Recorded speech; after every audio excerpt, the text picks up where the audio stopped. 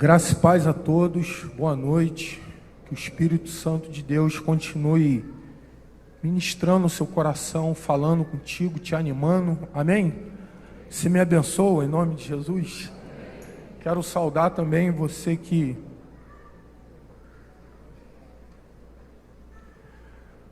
nos assiste pela internet, que a palavra de Deus possa te alcançar aí na sua casa, no seu trabalho, que seja uma noite, mais uma noite de edificação, amém? A palavra de Deus, por si só, ela é poderosa, ela nos aponta o caminho, é luz para o nosso caminhar, e eu tenho certeza que, além das minhas limitações, Deus vai falar com você nessa noite. Você crê nisso? Amém? Eu queria compartilhar contigo um texto, uma história bem interessante, que eu acredito que tem muito a ver com o que algumas pessoas aqui estão vivendo. Eu quero lembrar a vocês aqui uma história de dois discípulos que em algum momento se decepcionaram, foram tomados por uma tristeza e estava caminhando de volta para a tua cidade como alguém que estava abandonando um propósito em Deus. Eu quero falar sobre os famosos, dois discípulos intitulado assim, os discípulos no caminho de Emaús. Eu queria ler alguns versículos contigo para poder embasar aquilo que a gente quer falar aqui nessa noite. Se os irmãos puderem projetar aqui, Lucas capítulo 24, eu quero nesse primeiro momento, te animo depois na tua casa você ler do Lucas capítulo 24, depois você lê do 13 até o 35, tem muita coisa maravilhosa aqui, muita riqueza, eu tenho certeza que Deus vai falar muito contigo, mas eu quero, baseado nessa história aqui, destacar alguns pontos importantes para a gente aqui nessa noite. Vamos lá, Lucas 24, a partir do versículo 13, na minha tradução está assim, naquele mesmo dia, dois deles estavam de caminho para uma aldeia chamada Emaús, distante de Jerusalém, 60 estádios, que corresponde mais ou menos 13 quilômetros, e iam conversando a respeito de todas as coisas sucedidas. O contexto aqui é que Jesus tinha morrido, já tinha chegado o terceiro dia, e esses discípulos estavam desmotivados, desanimados.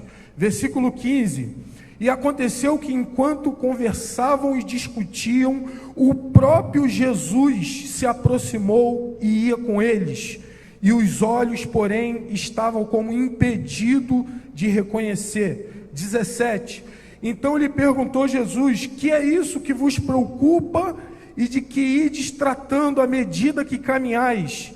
E eles pararam entristecidos. Versículo 18, um porém chamado Cleopas respondeu dizendo: és o único porventura que, tendo estado em Jerusalém, ignorais as ocorrências desses últimos dias? Ele lhe perguntou: quais? Jesus chega, aqui tem um lado cômico, porque Jesus sabia qual era o motivo da tristeza desses discípulos, que era a própria morte de Jesus. É como se Jesus estivesse querendo ouvir da boca deles, Jesus já sabia que o motivo da tristeza deles era pela morte de Jesus, mas eles fazem essa pergunta a Jesus: cara, você não está sabendo? Só que era o próprio protagonista aqui, da história. E aí Jesus pergunta a eles, versículo 19, e eles perguntou quais, e explicaram o que aconteceu a Jesus o Nazareno, que era varão, profeta, poderoso em obras e palavra de Deus e de todo o povo, e como os principais sacerdotes e nossas autoridades o entregaram a ser condenado à morte e o crucificaram. Versículo 21, ora, nós esperávamos que fosse ele quem havia de redimir Israel, mas depois de tudo isto, é já este o terceiro dia desde os tais coisas sucederam. A história que segue, na verdade, esses dois discípulos estavam falando da morte de Jesus para Jesus, e o próprio Jesus ali diante deles, eles não puderam reconhecer Jesus. E eu quero pular contigo, aqui depois entra um período muito interessante, porque aqui os discípulos começam a falar de alguns acontecimentos, algumas experiências que algumas pessoas já tinham tido, que apontava para a ressurreição de Cristo, mas eles, com o coração incrédulo, desanimados, entristecidos, eles não conseguiram enxergar que a palavra de Deus tinha se cumprido, que Jesus tinha ressuscitado. Eu quero pular contigo agora para o versículo 29. O versículo 29 fala assim, ó, mas eles... Eu vou ler o versículo 28. Quando se aproximavam da aldeia onde iam, fez ele menção de passar adiante. Jesus fez questão de andar um pouco mais rápido do que os discípulos. Mas eles os constrangeram, dizendo, fica conosco, porque é tarde, e o dia já declina. E entrou para ficar com eles. E aconteceu quando estavam à mesa, repita comigo, à mesa. Tomando ele o pão, o abençoou, e tendo-o partido, lhe deu.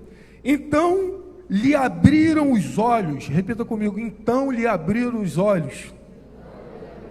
E reconheceram, mas ele desapareceu da presença deles, e disseram um para o outro, porventura, não nos ardia o coração, quando ele pelo caminho nos falava, quando nos expunham as escrituras, e na mesma hora levantou-se, repita comigo, levantou-se, voltaram para Jerusalém, onde acharam reunidos os 11 e os outros com ele, os quais diziam, o Senhor ressuscitou e já apareceu a Simão. Então os dois contaram o que lhe acontecera no caminho e como foram por eles reconhecidos no partir do pão. Glória a Deus.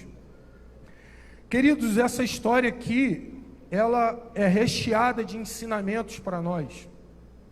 O que a gente percebe aqui são dois homens decepcionados, tristes, incrédulos, surdos, insensíveis para perceber Jesus. E o principal motivo dessa frustração desses discípulos foi uma expectativa errada. Esses discípulos, em algum momento, criaram uma expectativa errada no próprio Jesus. Existia todo um contexto histórico, político ali, e muito do povo de Israel achava que Jesus ia redimir a nação de Israel, ia livrar a nação de Israel daquele jugo romano. Porém, o que a gente percebe claramente aqui é que essa decepção e essa frustração desses dois discípulos fez com que eles se afastarem do propósito, se afastasse do propósito de Deus para a vida deles, se afastasse da comunhão. Eles estavam voltando para sua casa. E é muito interessante que muitas das vezes isso acontece com a gente. Nós depositamos expectativas em pessoas, muitas das vezes somos frustrados. Muitas das vezes depositamos expectativas que alguns eventos vão acontecer. Esse último ano não foi fácil. Muitos, que fizeram a sua escolha política foram decepcionados, por quem foi eleito. Fomos decepcionados com a nossa seleção, não é isso? Perdemos mais uma Copa. E como o próprio Jesus fala que no mundo teremos aflições, as aflições da vida, elas surgem e nos decepcionamos, muitas das vezes com nós mesmos. Acreditamos que nós vamos conseguir vencer algumas coisas, vamos talvez perder alguns quilos, vamos alcançar algumas coisas, e quando nós não conseguimos alcançar algumas metas, alcançar alguns alvos, e isso gera dentro de nós frustração, incredulidade.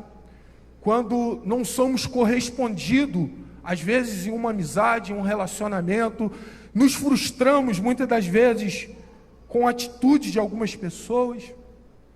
Porém, precisamos ter muito cuidado com apostasia.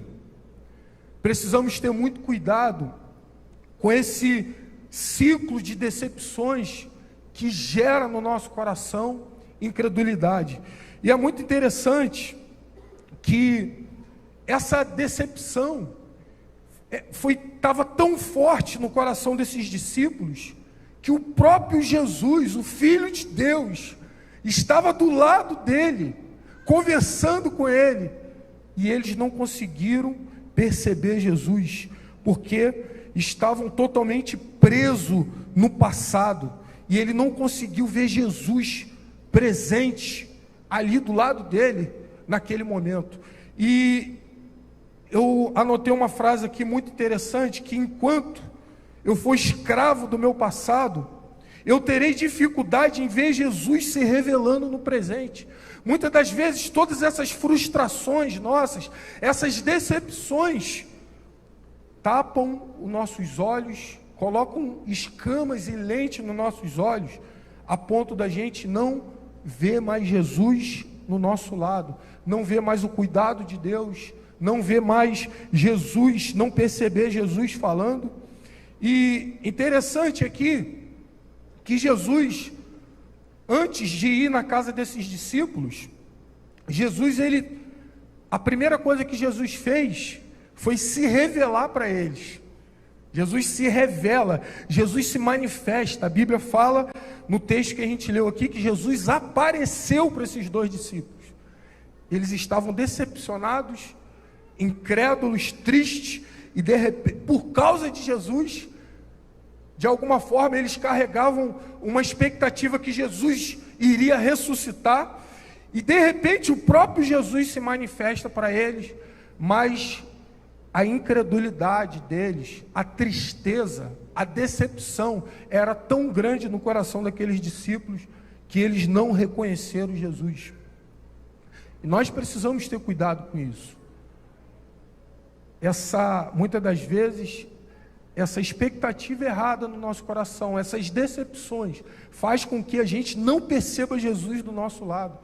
Os nossos traumas do passado, as nossas decepções do passado, faz com que a gente não enxergue Jesus hoje.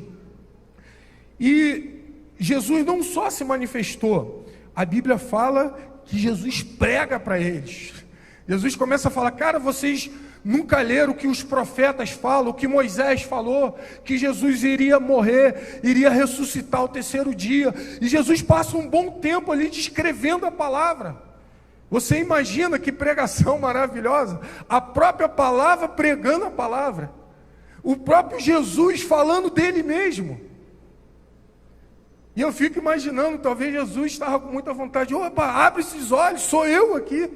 Mas Jesus, de forma muito educada, pregou a palavra, abriu a palavra e foi expondo ali, falando dos profetas, falando de todas as profecias. E mesmo assim, aqueles discípulos continuaram com os olhos impedidos de ver Jesus, por conta de uma frustração, por conta de uma decepção, os seus olhos continuavam fechados. E aí, Jesus parte para a terceira estratégia, a terceira fase com aqueles discípulos, que foi atender um pedido que eles fizeram. E qual foi o pedido dos dois discípulos? Jesus, fica com a gente, entra na nossa casa, tenha comunhão com a gente, se assente na nossa mesa. E aí Jesus entra na casa daqueles discípulos, se assenta na mesa, parte o pão com eles e os olhos se abrem.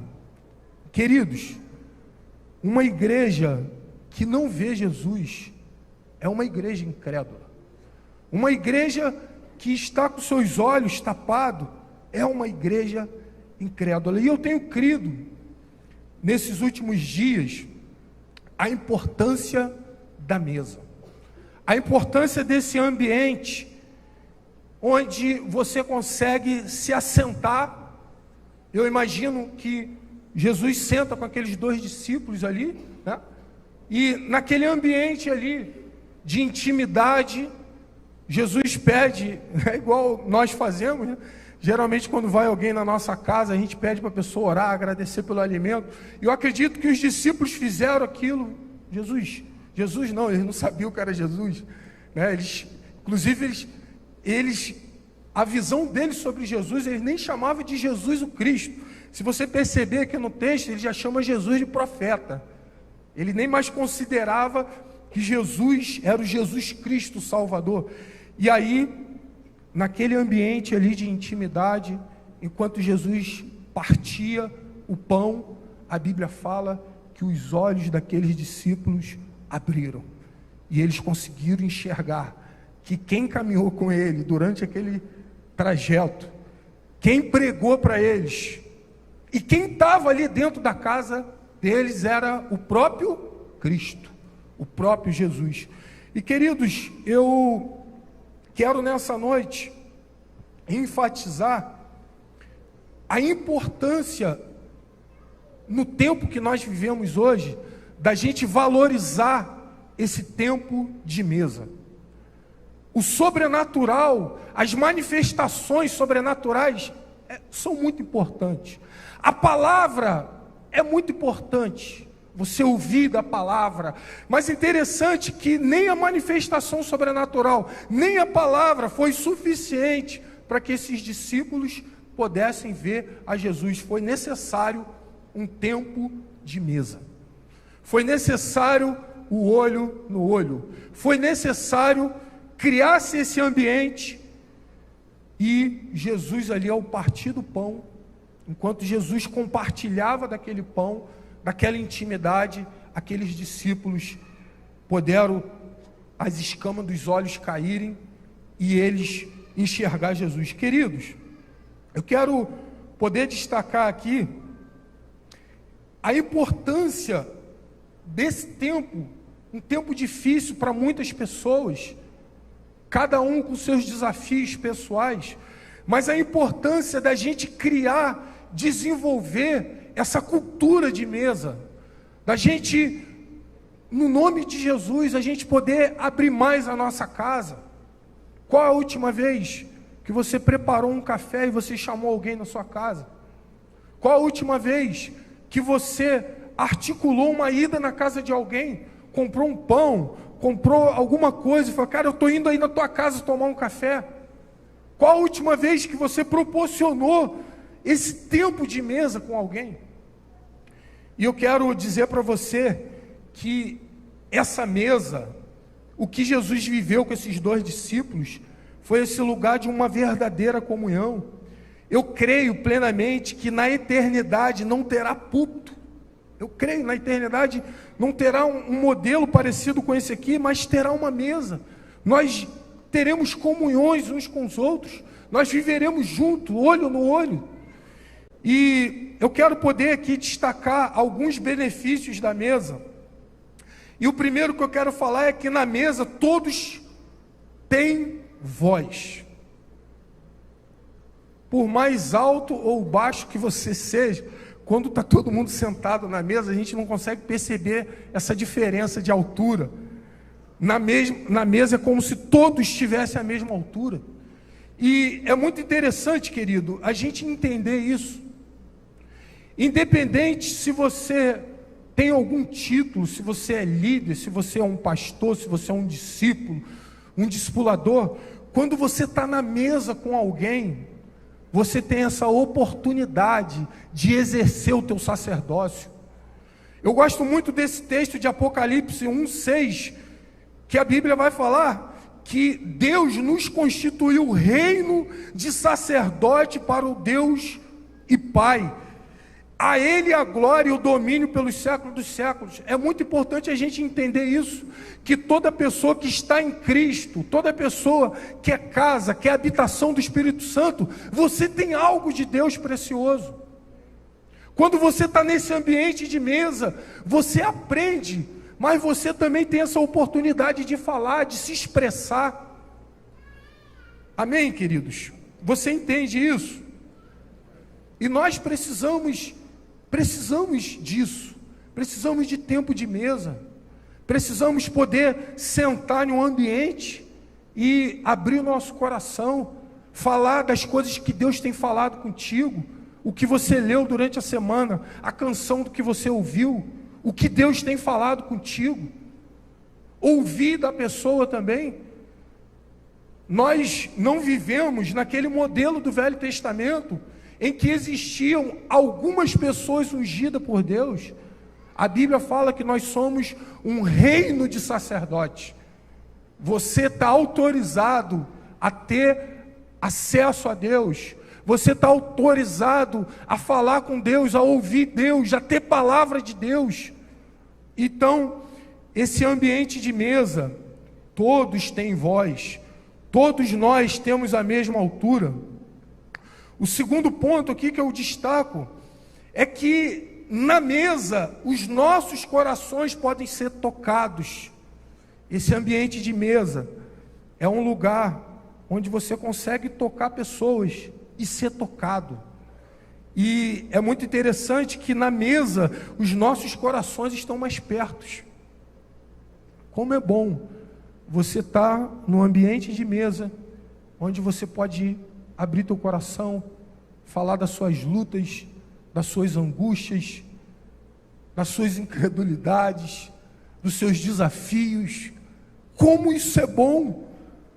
Você poder de fato, como a Bíblia fala, né, como ferro com ferro se afia, assim é o amigo, o teu amigo, você pode ali falar daquilo que você vê na vida do teu irmão, você pode cooperar com ele, e é esse ambiente de abrir o coração. Como é bom isso, você ter amigos que você pode sentar numa mesa e confessar seus pecados, abrir teu coração de verdade, né? Tirar todas as máscaras, todas as falsas reputações, e você nesse ambiente de mesa, você confessar o seu pecado, você manifestar uma fé não fingida, você olhar dentro dos olhos, ser verdadeiro quanto à sua condição. Nós temos entendido que o que vai gerar uma cura e uma libertação plena na nossa vida é a confissão. A Bíblia fala isso. Provérbios 28:13. Quem encobre suas transgressões jamais prosperará, mas quem confessa e deixa alcança misericórdia. Tiago também vai falar para a gente confessar uns aos outros, para a gente ser curado. Então, exatamente nesse ambiente de mesa, de comunhão, como Jesus senta ali com esses dois discípulos, que nós podemos manifestar uma fé não fingida, olhar no olho e ter a nossa fé ativada. Porque o que acontece com esses dois discípulos é exatamente isso. Exatamente nesse momento de mesa, enquanto Jesus compartilha do pão, Jesus parte o pão ali, a Bíblia fala que os olhos se abriram, eles puderam enxergar Jesus, e exatamente nesse momento, a fé daqueles dois discípulos foi ativada. A Bíblia fala que eles se levantam, e eles voltam para Jerusalém, eles voltam para a comunhão, e não voltam de qualquer forma não, eles voltam anunciando a experiência que eles tiveram. Eles chegam no meio dos 11 apóstolos e falam: Jesus está vivo, e começam a compartilhar daquilo que eles haviam experimentado. Queridos, eu creio que Deus, Ele quer fortalecer isso na nossa vida.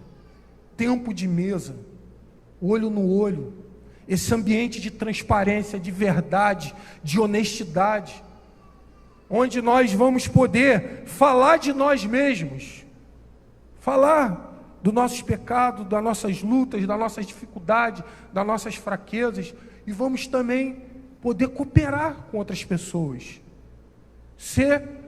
A Bíblia fala, 1 Coríntios 5:8, asmos da sinceridade e da verdade. Então, queridos, eu creio nisso, que na mesa o nosso coração pode ser tocado e a gente também pode tocar em outras pessoas. Terceiro ponto aqui, que eu destaco, é que na mesa, nossa verdadeira identidade é revelada. Não somos o que fazemos. Isso aqui é muito legal, porque na mesa a gente tira a nossa farda, a gente tira o nosso uniforme. Você pode estar aqui, ser da área de saúde, talvez trabalha lá com o seu jaleco branco, mas quando você chega em casa, você tira aquele jaleco e você é quem você é na mesa. Não é assim? Você tira o teu uniforme de trabalho e você senta ali e a tua verdadeira identidade é revelada, porque a nossa identidade não é o que a gente faz, mas é o que a gente é. Então, quando você está nesse ambiente de mesa, você consegue de fato manifestar a tua verdadeira identidade.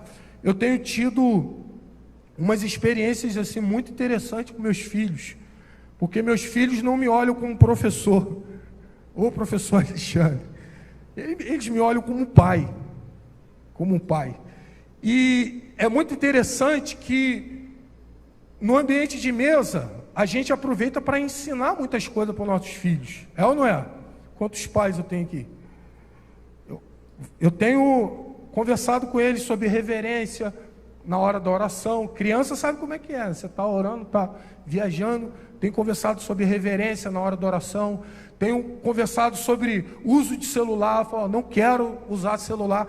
E aí a gente aproveita o ambiente de mesa ali para conversar, para instruir, para ensinar. Mas é muito interessante que a liberdade que os nossos filhos têm. Porque outro dia eu cheguei agitado, comecei a almoçar. Aí o mais novo é mais Caxias, Levi. Levi já falou assim, papai não vai orar não? Então, se ele aprendeu que ali a gente precisa orar, ele já me deu um aperto. Papai não vai orar não? Eu falei, não, é verdade, Levi, vamos orar. Aí outro dia, eu almoçando, olhando o celular, ele foi e falou o quê? Papai, está almoçando, mexendo no celular? E isso é muito legal, esse ambiente onde nós podemos tocar, ser tocado, ser instruído, dar liberdade para os nossos filhos tocarem na nossa vida. E recentemente eu falei isso para eles, eu falei, eu quero que vocês tenham toda a liberdade de quando vocês verem alguma coisa que o papai está fazendo errado, pode me falar. Aí eles ficam, filho, fica todo sem graça assim. Então, na mesa, nossa verdadeira identidade é revelada, não somos o que fazemos. Nós tiramos os nossos uniformes, tiramos as nossas fardas, os nossos títulos e somos quem somos de verdade. E eu quero terminar falando que na mesa nós aprendemos a valorizar pessoas. Você imagina, Jesus ressuscitou e Jesus tinha muitas coisas para fazer, mas ele se importou com esses 2 discípulos que estavam tristes, decepcionado. Ele se importou ao ponto de se manifestar para eles, não foi suficiente, pregou para eles, não foi suficiente, mas Jesus foi lá na casa deles, sentou com aqueles homens, partiu o pão, até que eles abrissem os olhos e tivessem a sua fé ativada, pudesse largar esse quadro de incredulidade. Então, queridos, eu tenho pensado muito nisso, aprender a valorizar pessoas. Em vários momentos na Bíblia, a gente vai ver que Jesus era movido por uma íntima compaixão. Se você for ler os evangelhos, em vários momentos, Jesus vai na casa das pessoas. Jesus volta, Jesus para, e movido, você vai ver várias vezes esse texto, movido por uma íntima compaixão. Queridos, o retorno à mesa, o retorno a esse lugar de intimidade, gera na gente isso, íntima compaixão. Nós voltamos a ter empatia, a se colocar no lugar das pessoas, a entender a dor da pessoa, a entender a dificuldade da pessoa. Nós precisamos restaurar isso na nossa vida, essa íntima compaixão, essa empatia que nos leva a chorar, que nos leva a caminhar uma milha, que nos leva a voltar, a pausar alguns propósitos, alguns planos nossos, e exatamente nesse ambiente de mesa, nesse ambiente de intimidade, nós aprendemos a valorizar pessoas, a entender o sentimento, a dor, o que a pessoa está passando, no olho, enquanto a gente conversa, enquanto a gente abre o coração, a gente consegue, de fato, a valorizar essas pessoas, a não valorizar mais coisa do que pessoas, a não valorizar mais os nossos planos, os nossos propósitos do que pessoas. Falando desse assunto, eu tenho meditado na história de Davi, e me chama muita atenção que um dos maiores propósitos assim na Bíblia foi, e planos, né? Um dos maiores planos assim de um rei do povo de Israel foi com Davi. A Arca da Aliança já estava com o povo inimigo há 20 anos, Saul tinha perdido. A Arca da Aliança naquela ocasião representava a presença de Deus, 20 anos sem presença de Deus no meio de Israel. E aí Davi, ele cria um plano, um propósito de recuperar, pegar essa arca e trazer de volta para Jerusalém. E aí é interessante que quando Davi convoca lá 30 mil homens, seria um trajeto curto. O que Davi faz? Davi prepara ali um carro de bois, coloca a Arca da Aliança em cima e começa a trazer a arca para Jerusalém. E aí, de repente, os bois escorregam. O que aconteceu? Uzá foi botar a mão e morreu. E é muito interessante a atitude que Davi vai ter nesse momento, porque Davi poderia muito bem, poxa, morreu esse, eu vou botar outro no lugar dele, e vou seguir o meu plano, vou continuar o meu projeto. Nada disso. Davi parou tudo. Calma aí. Já que uma pessoa da minha equipe morreu, se eu perdi uma pessoa da minha equipe é porque tem alguma coisa errada. Isso é valorizar pessoas, mais do que um projeto pessoal. E esse projeto aqui envolvia a glória de Deus. Eu poderia te dizer que era a coisa certa que Davi estava fazendo, mas do jeito errado. E eu fico muito edificado com essa atitude de Davi, por causa da morte de um. Ele perdeu um da equipe, de 30 mil. Ele parou tudo. A Bíblia fala que ele pega a arca, bota na casa de Obed-Edom e vai buscar instrução na Bíblia para ver em que ele estava errando. Isso é valorizar pessoas. É quando você pega o teu projeto, o teu propósito, e você vê que se tem alguma coisa dando errada, por melhor que seja esse projeto, mas porque você aprendeu a valorizar pessoas, valorizar amizades, valorizar a tua família, os seus filhos. Quando algo começa a dar errado, você para tudo. A atitude de Davi nesse episódio foi esse. Ele parou tudo e foi buscar instrução em Deus, para ver em que ele estava errando. E aí ele descobriu que a Arca da Aliança não poderia ser levado em carros de bois, mas no ombro dos sacerdotes. E a partir daí, Davi não perde mais ninguém na equipe dele. Então, queridos, eu acredito exatamente nisso, que os nossos projetos e propósitos não podem estar acima das pessoas. Se nós, todos nós que estamos aqui, estamos dentro de algum projeto, de um propósito, e ao nosso lado está morrendo gente, a gente está perdendo gente, nós precisamos parar, ir para Deus. Deus, onde é que eu estou errando?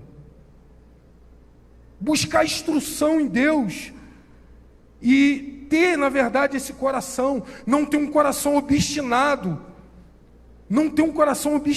mas ter coragem para pausar alguns projetos, alguns propósitos, e buscar instrução em Deus, para a gente não só fazer o que é certo, mas do jeito certo. Davi descobriu isso, que é possível você fazer a coisa certa, do jeito errado. E, queridos, em nome de Jesus, que os nossos projetos e propósitos não deixem um rastro de morte e pessoas feridas, que nós podemos ter esse coração de Jesus, íntima compaixão, chorar com os que choram, ter essa capacidade, essa humildade de parar. Há momentos na nossa vida que nós temos que parar e buscar instrução em Deus. Que o Espírito Santo de Deus possa revelar para todos nós o valor da mesa, o valor das pessoas. Nós precisamos disso, precisamos de amigos verdadeiros, precisamos de pessoas que nos ajudem a fazer o que Jesus fez com esses discípulos no caminho de Emaús, ativar a fé, andar junto, partir o pão, fazer com que esses homens, e é interessante que o final do texto aqui que a gente leu, a Bíblia vai falar que eles se levantam e voltam para Jerusalém, voltam para o propósito de Deus, voltam para a comunhão, voltam para fazer aquilo que Deus tinha pedido para eles fazerem. E baseado nessa história, fica claro para a gente que não é suficiente o coração queimar, os nossos olhos precisam ser abertos, porque eles vão falar que Jesus falava e o coração ardia, mas eles estavam impedidos de ver Jesus. E queridos, em nome de Jesus, eu concluo essa reflexão te falando, todos nós precisamos nos levantar e voltar para esse lugar de comunhão, abrir nossa casa, e sair da nossa casa, ir até a casa das pessoas, poder entender a dor, a luta, a guerra, as dificuldades que o outro está vivendo. E eu creio que esse ambiente de mesa vai nos levar de volta à presença de Deus. O que acontece com esses discípulos no caminho de Emaús é exatamente isso. Esse ambiente de mesa fez com que eles enxergassem Jesus. E eu creio que quando nós enxergamos Jesus, nós conseguimos voltar pelo caminho. A Bíblia fala que eles estavam indo para Emaús tristes, mas quando eles enxergam Jesus, eles voltam para Jerusalém felizes. Eles fazem esse caminho com um sentimento totalmente contrário.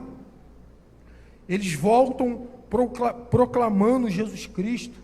Eu creio que o Espírito Santo de Deus quer tirar a escama dos nossos olhos para a gente enxergá-lo, ao ponto da gente voltar a proclamar Cristo, falar do amor dele, da morte e da ressurreição. Que em nome de Jesus, Deus possa colocar colírio em nossos olhos, para que nós possamos enxergá-lo, possa tirar as escamas dos nossos olhos também. Em nome de Jesus, precisamos de fato enxergar Jesus do nosso lado, enxergar o cuidado dele, que Deus possa trazer paz sobre corações frustrados e tristes, porque quando nós conseguimos ver Jesus no lugar da tristeza e da frustração, nós somos tomados por um sentimento de paz, de fé. Amém? Você crê nisso? E sem dúvida que alguém que enxerga a Jesus Cristo faz o caminho de volta. Alguém que esses discípulos no caminho de Emaús, quando eles enxergaram a Jesus, eles fizeram o caminho de volta. Eu pedi que os irmãos cantassem uma canção. Eu acredito que muitos aqui conheçam. O nome da canção se chama Emaús. Eu queria cantar essa canção aqui. Cadê, ó? Queria puxar essa canção para a gente orar junto. E eu queria que, em nome de Jesus,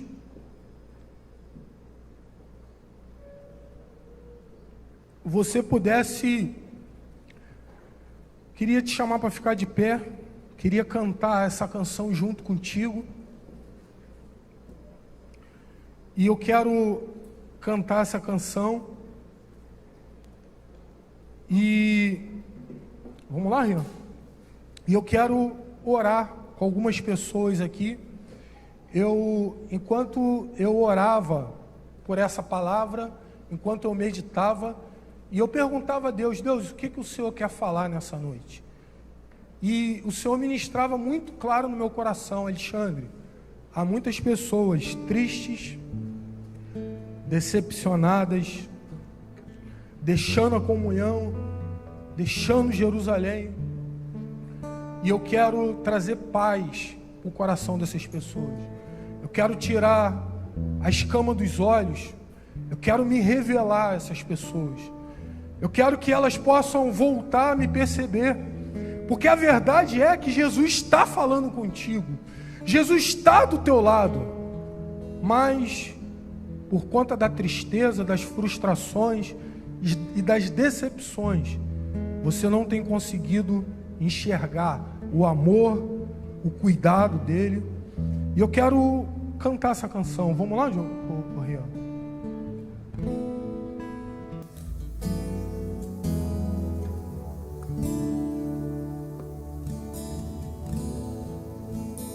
Quem é esse que vem nos abraçando? Quem é esse que vem nos constrangendo com o olhar? Ele é tão sábio, ensina em amor. Ele é tão manso, cuida dos corações. Quem é esse que vem nos abraçando? Quem é esse que vem nos constrangendo com o olhar? Ele é tão sábio, ensina em amor. Ele é tão manso, cuida dos corações.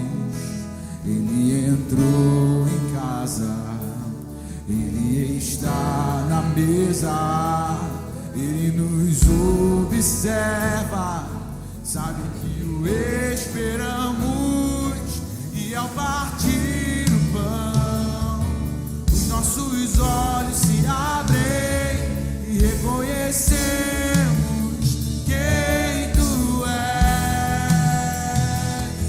Ao som da tua voz, os nossos corações queimam de amor, queimam de amor. E a partir do pão, os nossos olhos se abrem, reconhecemos quem tu és. Ao som da tua voz, os nossos corações queimam de amor, queimam de amor. Nós arrumamos a casa, perfumamos ela toda, nós preparamos a mesa, tome o lugar de honra. Nós arrumamos a casa, perfumamos ela toda, nós preparamos a mesa, tome o lugar de honra, tome o lugar de honra.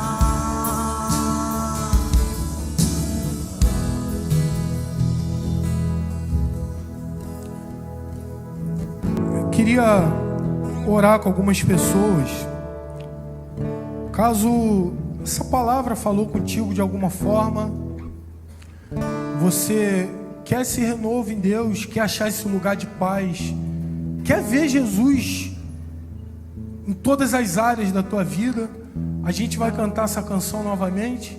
Se você quiser receber um abraço, uma oração, que você fique livre em nome de Jesus, vem aqui na frente para a gente orar junto aqui, se identificar com essa palavra em nome de Jesus. Quem é esse que vem nos abraçando? Quem é esse que vem nos constrangendo com o olhar? Ele é tão sábio, ensina em amor. Ele é tão manso, dos corações. Quem é esse que vem nos abraçando? Quem é esse que vem nos constrangendo com o olhar? Ele é tão sábio, ensina em amor. Ele é tão manso, cura dos corações. Ele entrou em casa, ele está na mesa, ele nos observa, sabe que o esperamos, e ao partir o pão, os nossos olhos se abrem, reconhecemos quem tu és, ao som da tua voz, os nossos corações queimam de amor, queimam de amor. E ao partir o pão, e ao partir o pão, os nossos olhos se abrem, reconhecemos quem tu és, ao som da tua voz, os nossos corações queimam de amor, queimam de amor. Nós arrumamos a casa, perfumamos ela toda, nós preparamos a mesa, sob o lugar de honra. Nós arrumamos a casa, perfumamos ela toda, nós preparamos a mesa, sob o lugar de honra.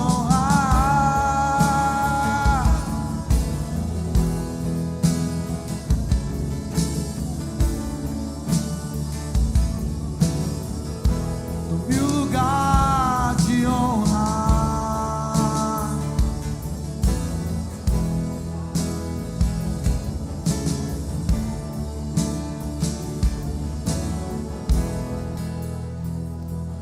Ele entrou em casa, ele está na mesa, ele nos observa, sabe que ele entrou em casa, ele entrou em casa, ele está na mesa, ele nos observa, sabe que o esperamos, e ao partir o pão, os nossos olhos se abrem, reconhecemos quem tu és, ao som e ao som da tua voz, os nossos corações queimam de amor, queimam de amor.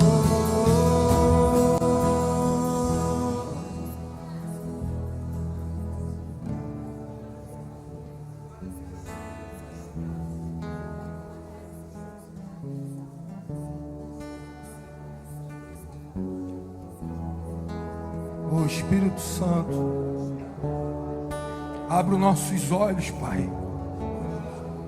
Abra, Senhor, nossos olhos, Pai. Só o Senhor é poderoso, Pai. Só o Senhor é poderoso, Deus, para arrancar a escama dos nossos olhos, Pai.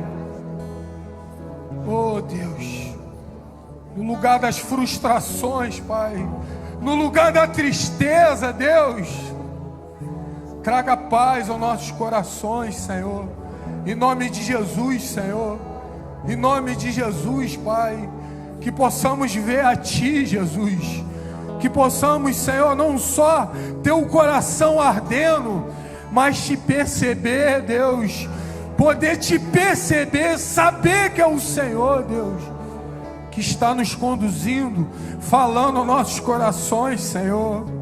Oh Deus, em nome de Jesus, Senhor, que o Senhor fortaleça no meio da igreja esse ambiente de mesa, esse lugar de uma comunhão verdadeira, esse lugar, Senhor, onde, Senhor, corações são restaurados, onde corações são curados, Pai. Em nome de Jesus, Pai, em nome de Jesus, Senhor, que o seu colírio seja derramado sobre nossos olhos nessa noite, que possamos desfrutar de uma mesa, de uma comunhão verdadeira, Pai, onde haja restauração, onde haja cura, onde haja corações quebrantados, onde haja humildade, Senhor, e que nós possamos, em nome de Jesus, viver o Teu verdadeiro Evangelho, Senhor, que possamos, Senhor, Te ver, mas não só Te ver, Deus, imitar a Sua fé, Pai. Oh Deus, queremos imitar a Sua fé, Deus. Enche os nossos corações de mansidão, Pai. Nos dê essa capacidade de ser guiado, Senhor. Enche o nosso coração de humildade, Senhor. Oh Deus, em nome de Jesus, queremos aprender contigo, ser manso e humilde e achar descanso para nossa alma, Pai. Em nome de Jesus, Senhor, abençoamos a vida de cada um que vem aqui na frente humildemente. Que o Senhor possa derramar o Teu Espírito Santo, a Tua graça, a Tua vida sobre a vida de cada um, Senhor. Em nome de Jesus.